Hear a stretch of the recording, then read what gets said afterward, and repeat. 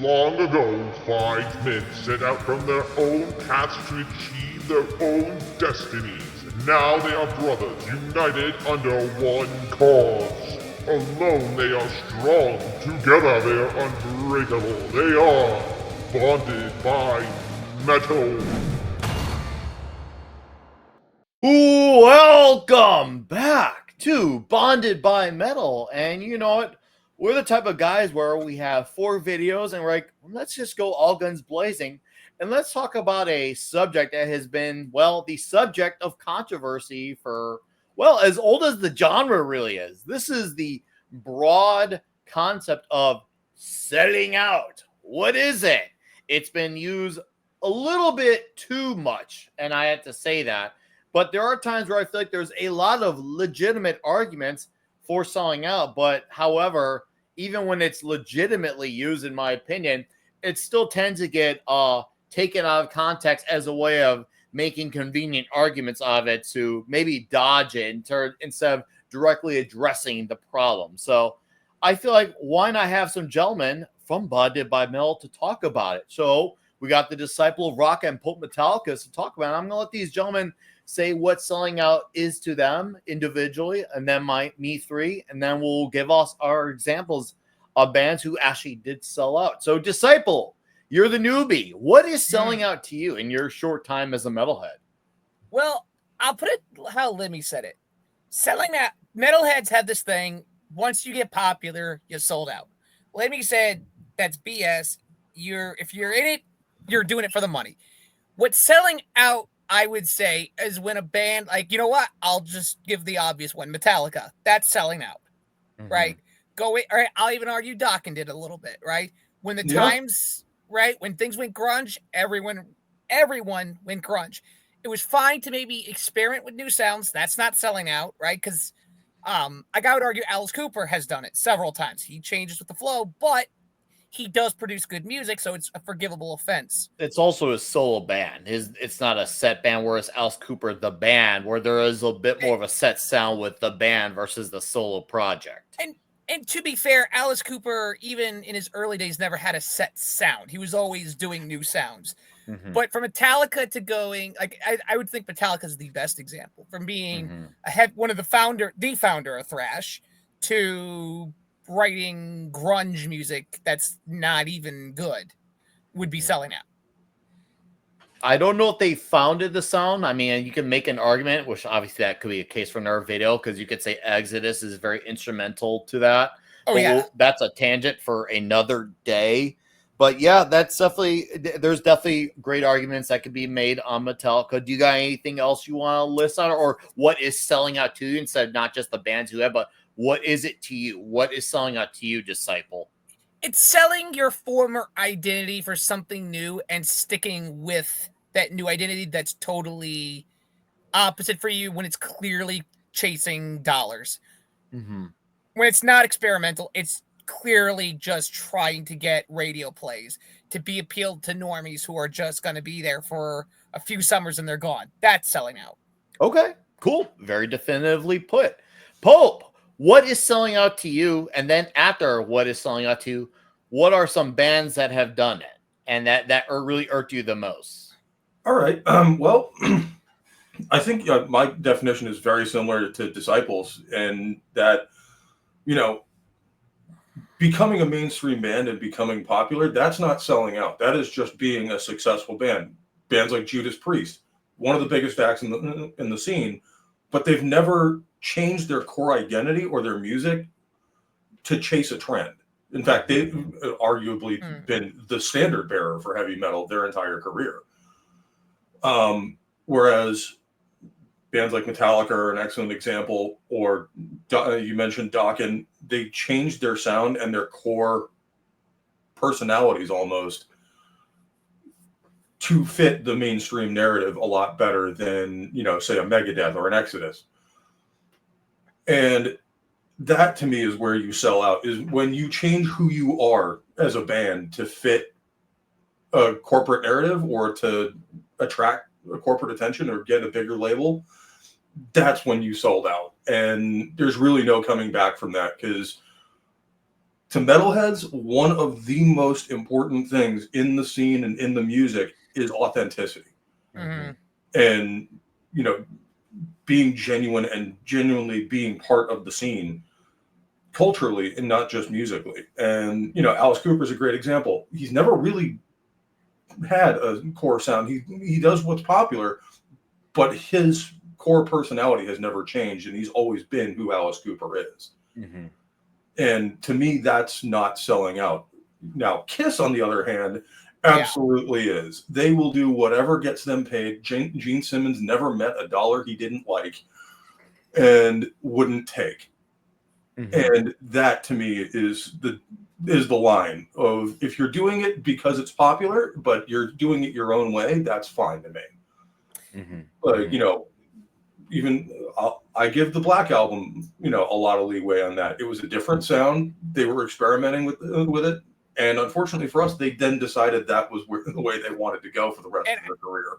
You know, in line with Judas Priest on that, right? You could argue Turbo and Ram It Down are sellout albums, right? They're trying to hit mainstream hair metal with those. Yeah, But I'm not sure if it's a sellout thing. I think that's more, that was the sound of the mid to late 80s, and they were playing around with it to see what they could do with it. But their justification was they went after those two albums.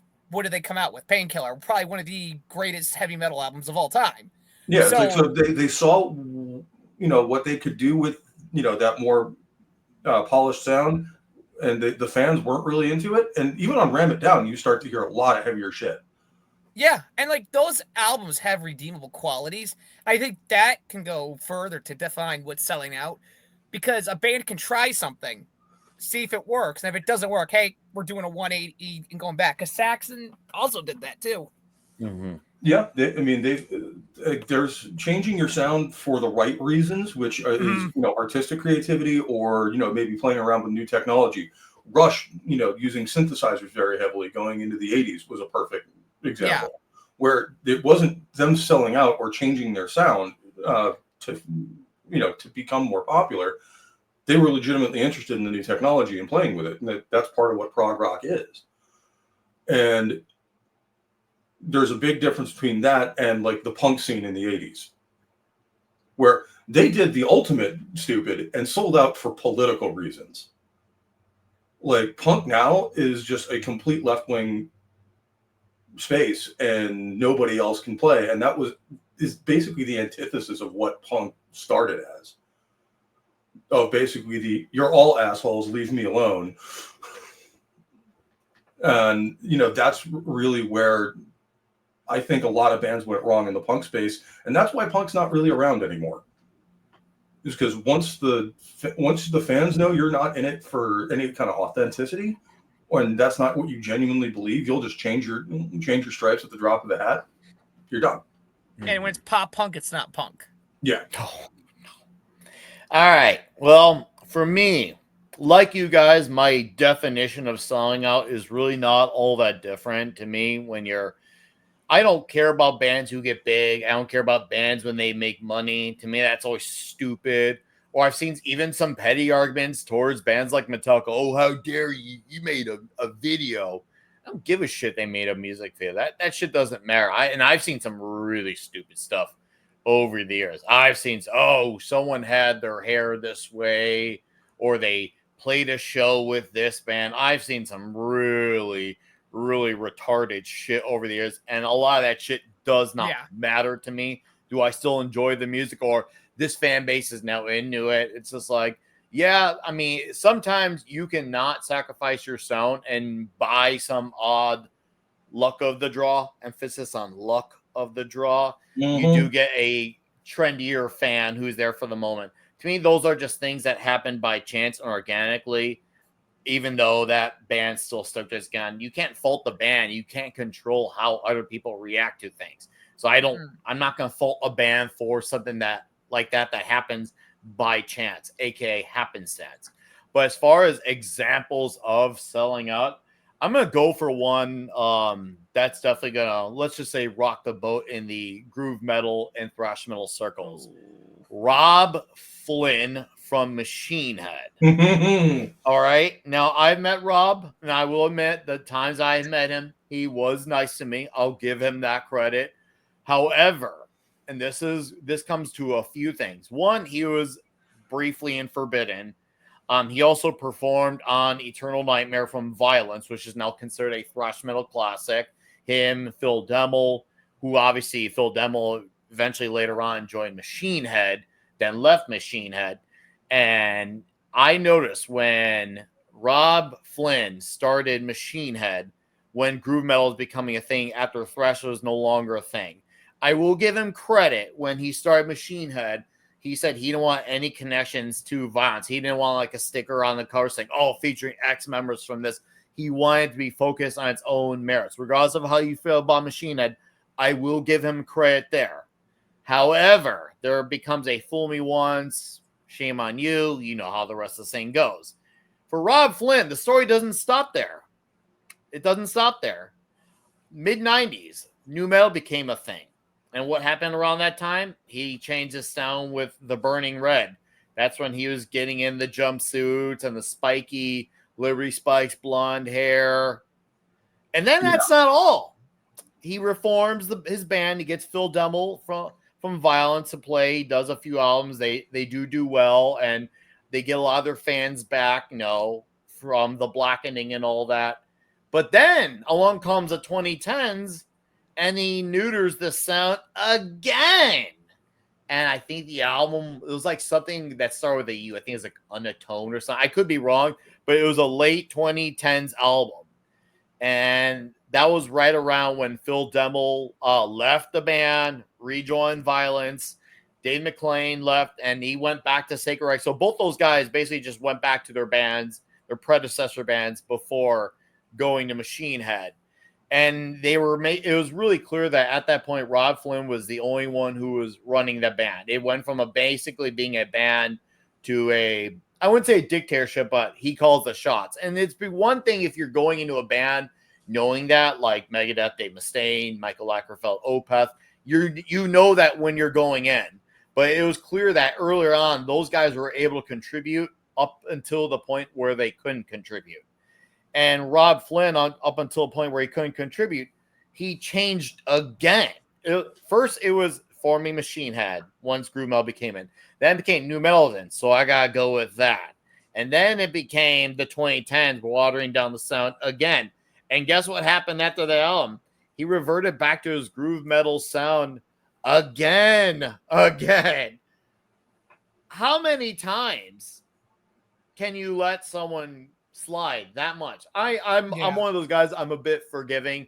Everyone makes a mistake. We all done it. I've done it. I've had my bad times too.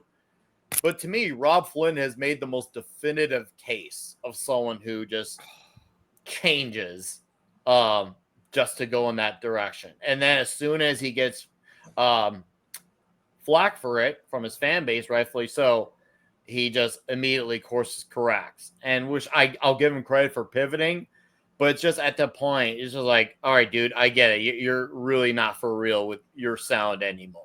Yeah, so that's what I see. If you do it once, that's forgivable. But when you keep doing it and it's a pattern of behavior over 20 years, see what I'm getting at? That's where it gets really kind of integrity. Yeah, no, that's where I start to question. And like I said, I'll admit, I've met him before. He was nice to me both times I came across him, and this was before he did that again. And at that point, I was aware of his nu metal phase. I had forgiven that. I think I even said to him, "Oh, I really liked what you did on to him and Phil, the Eternal Nightmare album from Violence," and both seemed pretty happy that I brought up Violence, because that was especially at a time where Violence is long beyond an afterthought. Another example for me for really selling out, when a lot of the bands and the thrash metal bands like Megadeth put out an album like Risk. Ooh, Risk is an atrocity of an album. Risk is awful. And I mean really awful. Really, really awful. The worst part is Dave Mustaine did it again. Right. Much as I enjoy Megadeth, and I'll admit it, But Dave Mustaine did it again in the 2010s when he put out Super Collider. Yeah, that album came out of fucking nowhere. Dude. And every Megadeth fan's like, Dave, what the fuck are you doing? You've been down this road before. You know where it ends. Yeah, and I'll give credit to his fans. They held his ass accountable. They did. They didn't buy the album. His ticket sales went down. They made sure, like, Dave, you're going to get the message. We are not accepting this trash. And, you know, everybody has the right to have an album that maybe just doesn't resonate with the fans and isn't a good record. Mm-hmm. It happens. Like, Yeah. so, like maybe your head wasn't in the right space, or, you know, it was just an album that was not, you know, well received. And sometimes albums aren't well received at the time and go on to be classics. Oh, absolutely. And, look at what Megadeth has put out since then, obviously, are steps in the right direction. They're not classics per se, but they're good, serviceable albums that are basically, you could say they are for the fans. Like, it's not an album that you can get into Megadeth with, whether it's with Dystopia or The Sick, The Dying, and The Dead. They're albums that one I will for say is a Megadeth record. Like, yeah, they're undeniable. They're undeniably Megadeth albums, and they're serviceable to the converted, which is fine. I'm already part of the converted, so I'm good with that. But those would be my two biggest examples of that. No, I will give Dave Mustaine credit on the other front of this.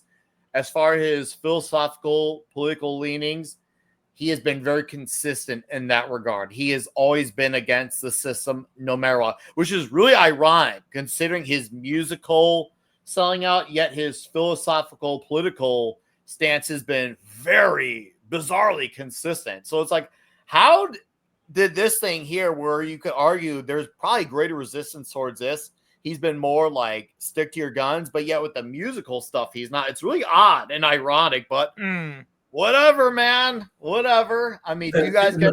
And he's not just musically talented; he's very opinionated about music, and to the point where he's been very hard to work with in the past. Oh God, yeah, and it's clear Megadeth is Dave Mustaine's band. Even though Ellefson has had 2 extended stays in the band, it was always clear that was his baby. He writes the songs, he writes the lyrics, and obviously there's been the occasional contribution of lyrics, of solos from the 800 other, revolving door of guitarists.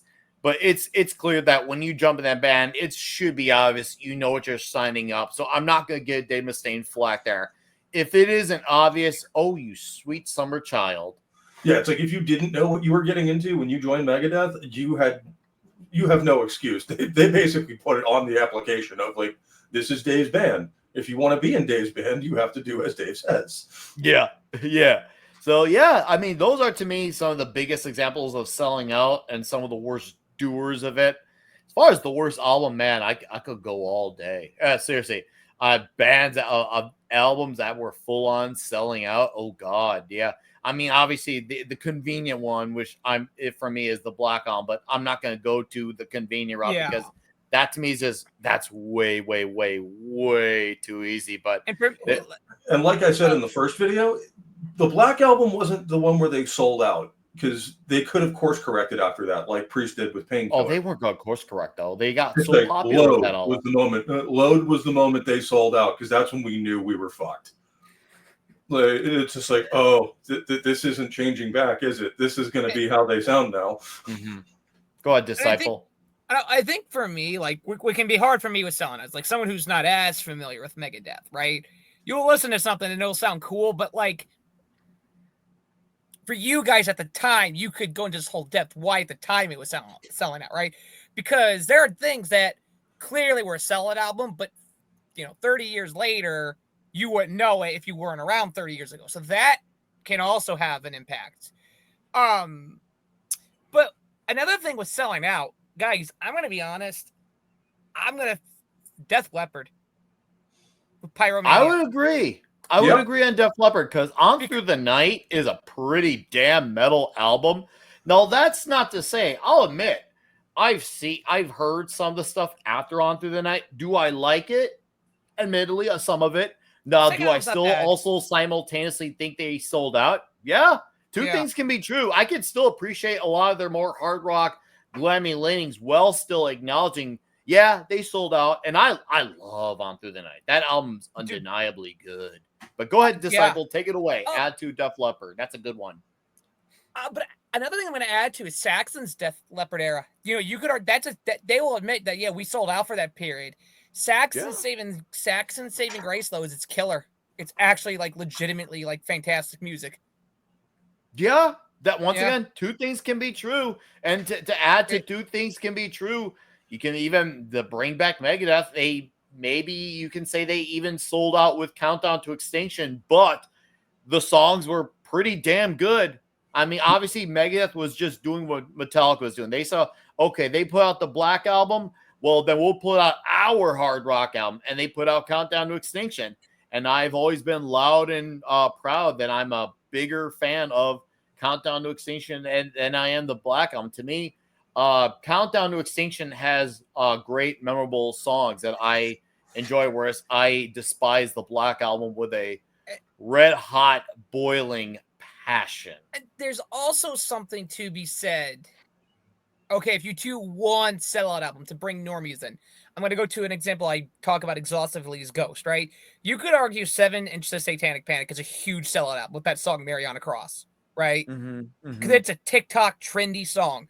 But here's the thing. How many fans of Ghost did that make? Literally maybe everyone say they made the attempt, maybe. See, I never saw that single as selling out, but I'd have to think on that one. The only reason I'm going to say it's, I wouldn't necessarily mean they meant to sell out, but it could have, it became a TikTok trend, which is a very bad sign. It is a much popular album, but I don't think that's the band's fault. I think that's more where the fans went with it and who showed up about that time. I'm not so sure that that's a sellout album it's just, it got mainstream popularity. But the way I look at it, right, has Ghost's recent offerings have been more on the pop side? Absolutely, it has. Right, whereas they have softened their sound a bit. So yeah, right. But at the same time, it's still good. It's listenable, but it's bringing new fans to Ghost. Right, they'll go to a Ghost show, they'll hear Cyrese or they'll hear Ritual. Right, they'll love it. They'll start listening to Ghost. All of a sudden, the Spotify or whatever they're getting their albums from will start recommending to them someone else. So, you know, sometimes softening up for the normies isn't the worst thing because it can bring fans into your music. It can actually build fans. So you do have to. And just because, like I said, just because the normies